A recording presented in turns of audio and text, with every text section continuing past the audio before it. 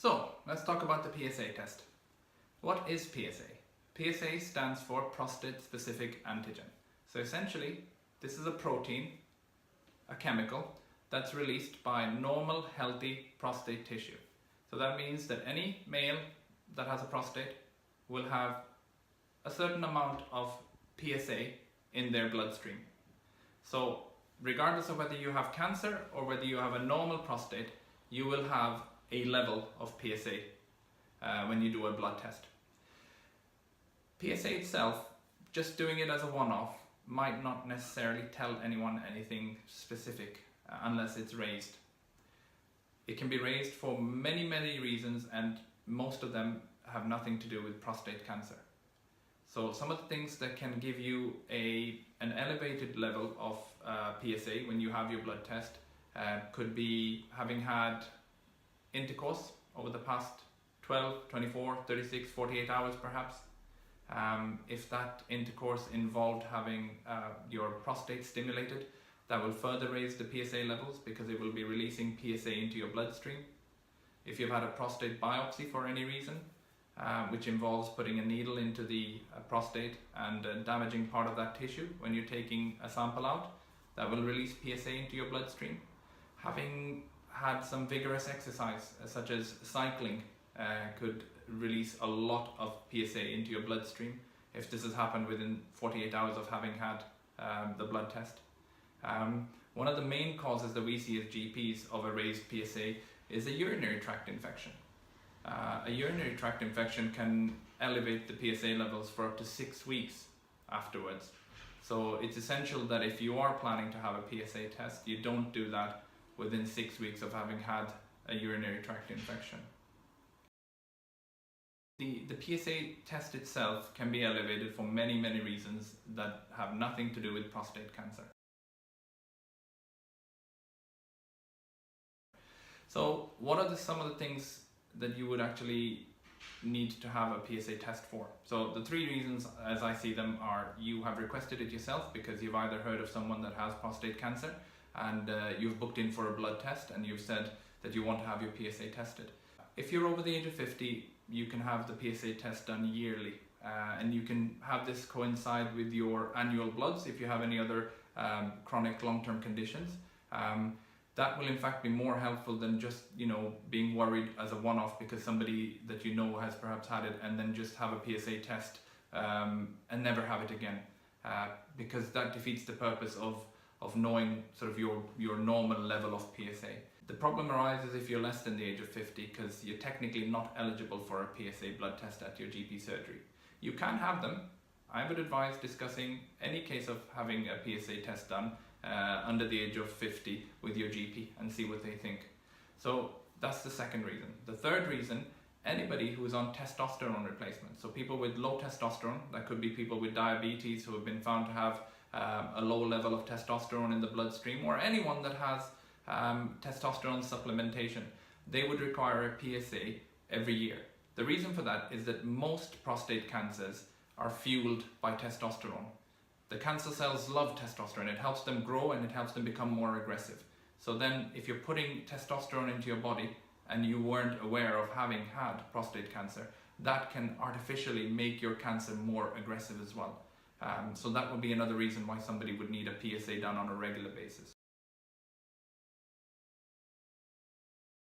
Let's give you some facts.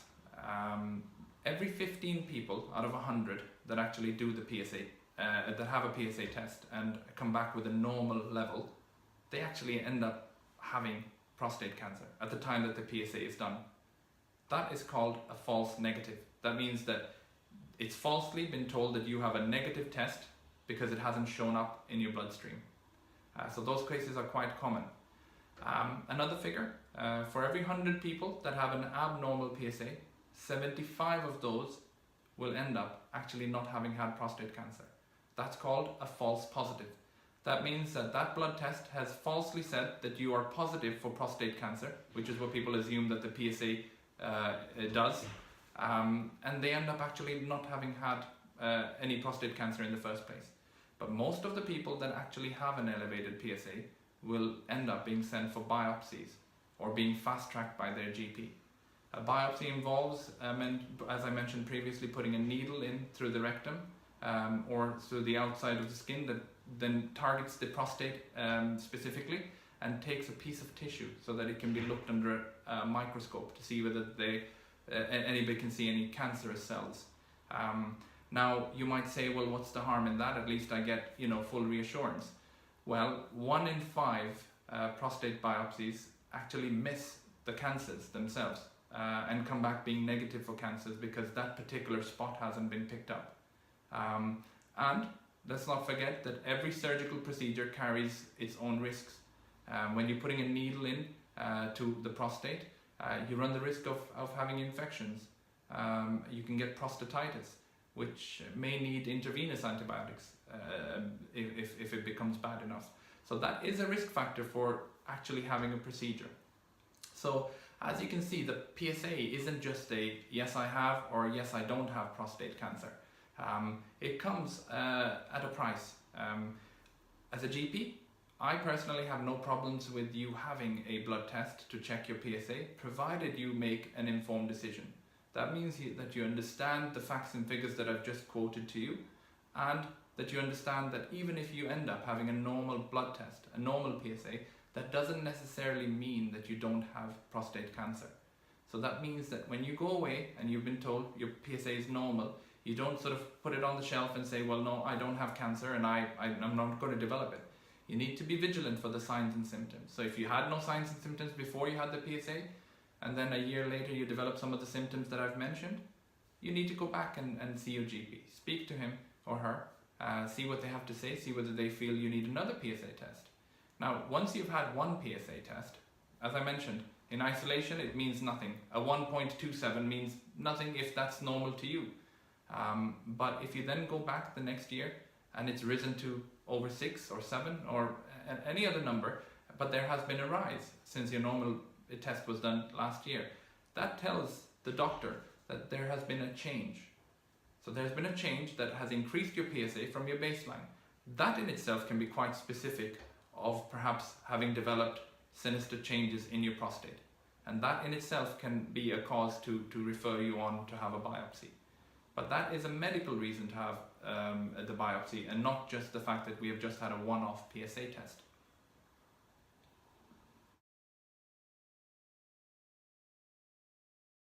So what are the 3 outcomes of having had the PSA test?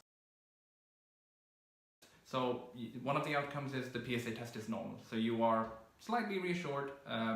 It's unlikely that you have cancer, and that might feel good, but please remember the figures that I quoted. The 15 out of every 100 that have a normal test may actually end up having very, very minimal prostate cancer. Another one of the pitfalls with PSA is that it doesn't necessarily help us to differentiate between a very aggressive cancer and a minimally aggressive cancer, as in a cancer that would probably have been there for 20-25 years, and it's likely that you're going to die from other causes as opposed to anything that the prostate cancer will throw at you. So, picking up a cancer, whether it's aggressive or not, people have the same interventions, they have the same treatments that can lead to complications and side effects.